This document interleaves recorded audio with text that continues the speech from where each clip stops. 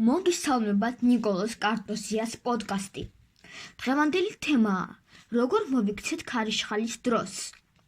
ქარიშხალი ბუნებრივი მოვლენაა, რომელიც განსაკუთრებით ხშირია ზოგიერთ ქვეყანაში. ეს სტიქიური უბედურება არა მხოლოდ ძლიერი ქარითა და წვიმით, არამედ წყალდიდობებითა და ნგრევით ხასიათდება.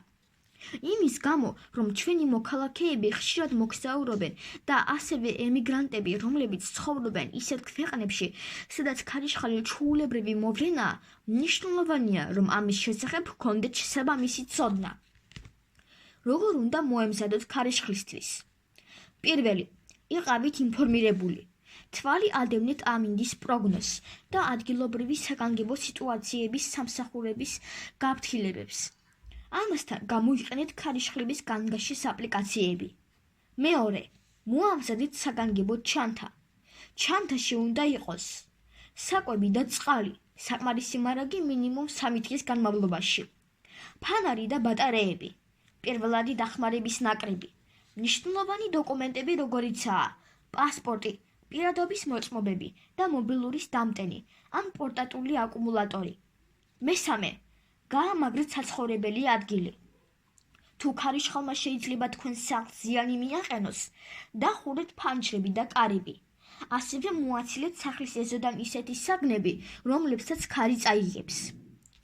როგორ მოიქცეთ ქარიშხლის დროს? პირველი, დარჩით შენობაში. მოერიდეთ ფანჯრებს და გადით შენობის შიდა ფანჯრებისგან მოშორებულ ოთახში. მეორე, გამორთეთ ელექტრობა.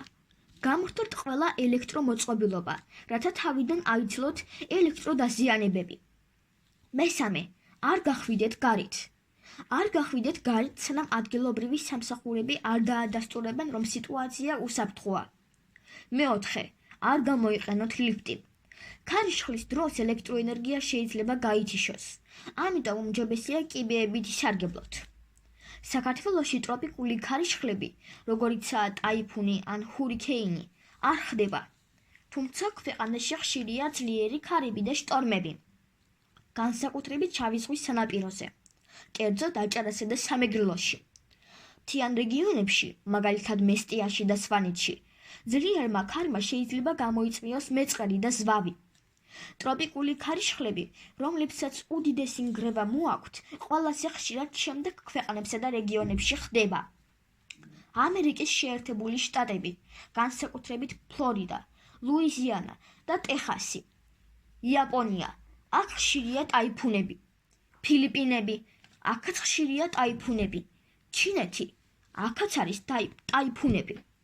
მექსიკა, აქ ხდება ატლანტიკური და წყნარი ოკეანის ქარიშხლები და კარიბის ზღვის კუნძულები, განსაკუთრებით კუბა, პუერტო-რიკო და დომინიკელთა რესპუბლიკა.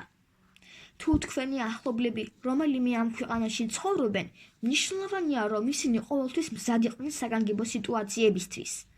ახლა კი დაგემშვიდობებით. მომავალ პოდკასტამდე.